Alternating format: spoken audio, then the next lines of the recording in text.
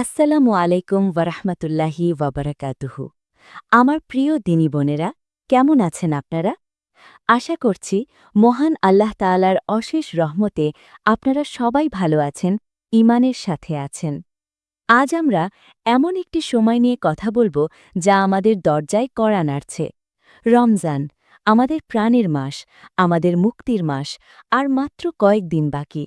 কিন্তু রমজানের ঠিক আগেই আল্লাহ আমাদের উপহার দিয়েছেন একটি প্রস্তুতির মাস, একটি রিহার্সালের মাস। হ্যাঁ বোন, আমি শাবান মাসের কথা বলছি। শাবান মাসকে বলা হয় রমজানের আগমনী বার্তা। রসূলুল্লাহ সাল্লাল্লাহু আলহি ওয়াসাল্লাম রজব মাস এলেই দোয়া করতেন, আল্লাহুম্মা বারিক লানা ফি রাজাবা ওয়া শাবান ওয়াবাল্লিগনা রমাদান। অর্থ, হে আল্লাহ, আপনি আমাদের রজব ও শাবান মাসে বরকত দিন এবং আমাদের রমজান পর্যন্ত পৌঁছে দিন। মুসনাদে আহমদ। প্রিয় বোন, একটু ভাবুন তো, আমাদের বাসায় যদি কোনো মেহমান আসার কথা থাকে, আমরা কি মেহমান আসার দিন ঘর গোছানো শুরু করি, নাকি আগে থেকেই প্রস্তুতি নেই? অবশ্যই আগে থেকে।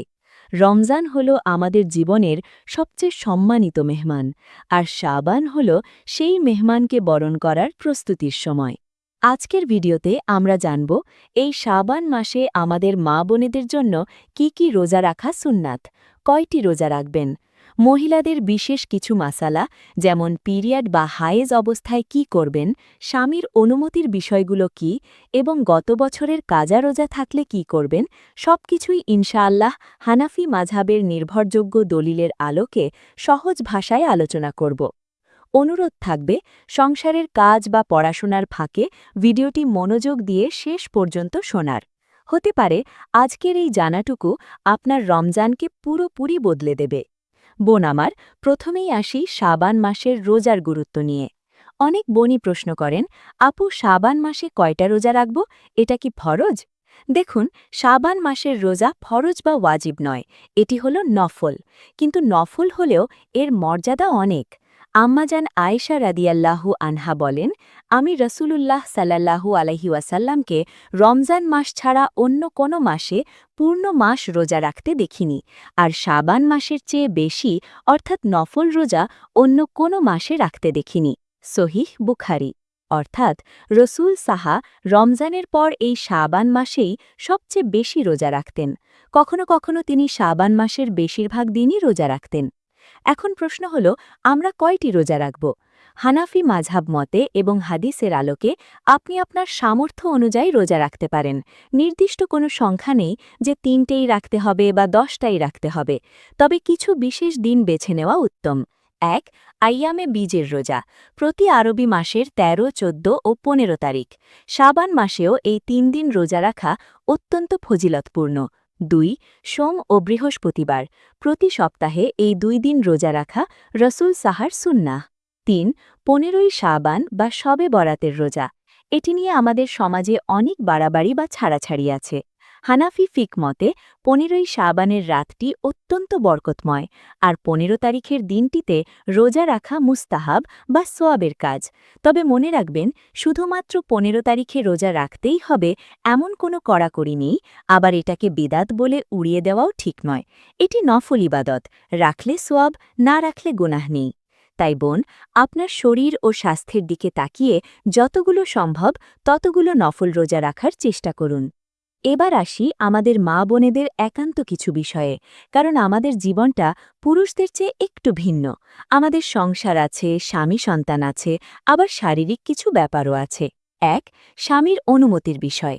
বোন, ইসলাম শান্তির ধর্ম এবং পারিবারিক শান্তির দিকে ইসলাম খুব নজর দিয়েছে।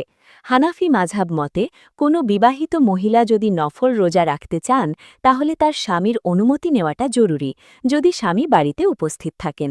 কেন জানেন? কারণ স্বামীর হকের বিষয়টি এখানে জড়িত।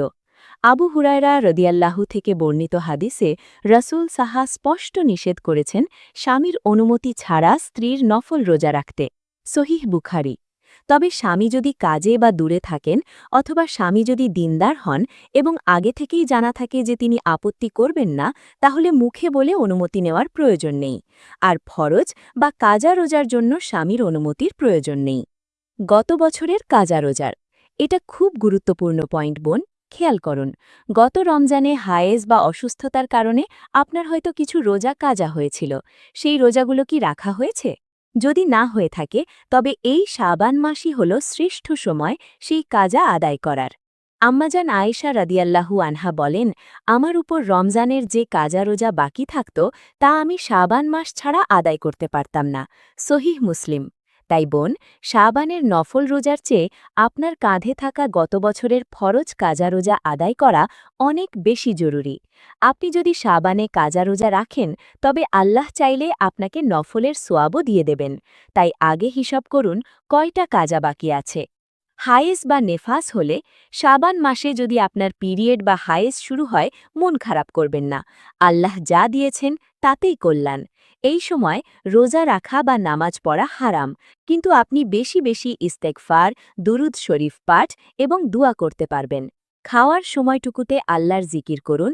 ইনশাআল্লাহ, রোজার নিয়ত বা আকুতি থাকলে আল্লাহ আপনাকে বঞ্চিত করবেন না। শারীরিক দুর্বলতা।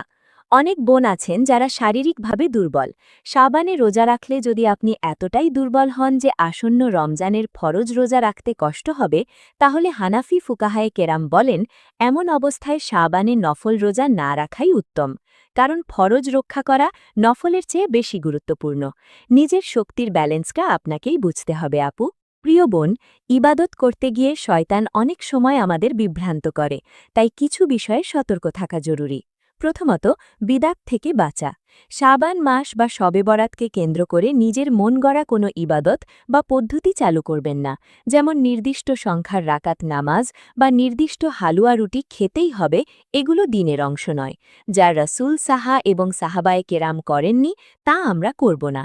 আমরা ইবাদত করব সহজভাবে, সুন্নাহ পদ্ধতিতে। দ্বিতীয়ত, ৩০শে শাবান বা ইয়াউমুশ-শাক বা সন্দেহের দিন। চাঁদ দেখা নিয়ে যদি সন্দেহ থাকে যে আজ ৩০শে শাবান নাকি পহেলা রমজান, এমন দিনে রোজা রাখা হানাফি মাযহাবে মাকরুহ তাহরিমি, অর্থাৎ হারামের কাছাকাছি, যদি আপনি সেটাকে রমজানের রোজা মনে করে রাখেন।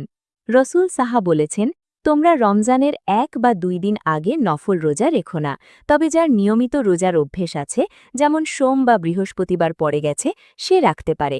সহিহ বুখারী। তাই শাবানের একদম শেষ দিকে, অর্থাৎ ২৭-২৮ তারিখের পর থেকে শরীরকে বিশ্রাম দেওয়া ভালো, যাতে রমজানের জন্য পূর্ণ শক্তি পাওয়া যায়। বোন আমার, কেন রসুল সাহা এই মাসে এত রোজা রাখতেন? এর পেছনে একটা বড় কারণ আছে। ওসামা ইবনে জায়েদ রাদিয়াল্লাহু একবার রসুল সাহাকে জিজ্ঞেস করলেন, হে আল্লাহর রসুল, আপনাকে শাবান মাসে যত রোজা রাখতে দেখি, অন্য মাসে তো তা দেখি না। রসুল সাহা উত্তর দিলেন, এটি এমন একটি মাস যা রজব ও রমজানের মাঝখানে অবস্থিত, আর মানুষ এই মাস সম্পর্কে উদাসীন থাকে।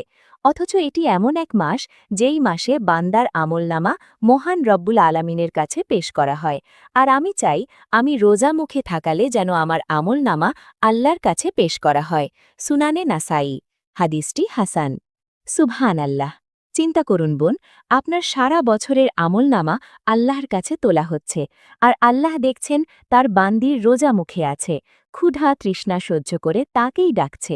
এর চেয়ে বড় সৌভাগ্য আর কি হতে পারে? এছাড়া শাবান মাসের এই রোজাগুলো হল রমজানের জন্য ওয়ার্ম আপ বা মহড়া। আপনি যদি এখন থেকেই অল্প অল্প করে রোজা রাখেন, কম খান, বেশি তেলাওয়াত করেন, তবে রমজান শুরু হওয়ার সাথে সাথেই আপনি ক্লান্ত হবেন না। আপনার শরীর ও মন আগে থেকে অভ্যস্ত হয়ে যাবে। আমি জানি আমার অনেক বোন হয়তো ভাবছেন, আপু সংসার সামলে বাচ্চাকে স্কুলে পাঠিয়ে বা অফিস করে রোজা রাখা খুব কঠিন। প্রিয় বোন, জান্নাত তো সস্তা নয়, তাই না? তবে আল্লাহ আমাদের সাধ্যের বাইরে কিছু চাপিয়ে দেননি। ছোট টার্গেট নিন। পুরো মাস রাখতে হবে না। প্রতি সপ্তাহে অন্তত ২টো, অর্থাৎ সোম বা বৃহস্পতিবার রাখার নিয়ত করুন। সহজ সাহরি। সাহরির জন্য বিরাট আয়োজন করার দরকার নেই। রসুল সাহা বলেছেন, এক ঢক পানি পান করাতেও বরকত আছে। রাতে হালকা কিছু খেয়ে খেজুর আর পানি দিয়েও সাহরি করা যায়।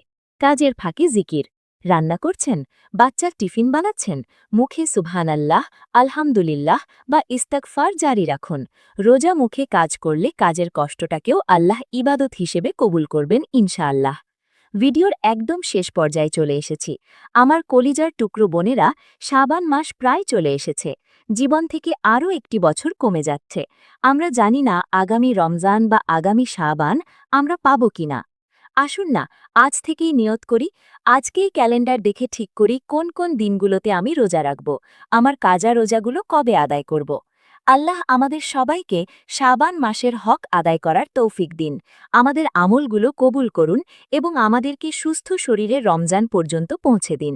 আমিন। আপনার কোনো প্রশ্ন থাকলে বা আপনি শাবান মাসে কয়টি রোজা রাখার নিয়ত করেছেন তা কমেন্টে জানাতে পারেন, এতে অন্যরাও উৎসাহিত হবে। ভালো থাকবেন, দোয়ায় রাখবেন। আসসালামু আলাইকুম ওয়া রাহমাতুল্লাহি ওয়া বারাকাতুহু।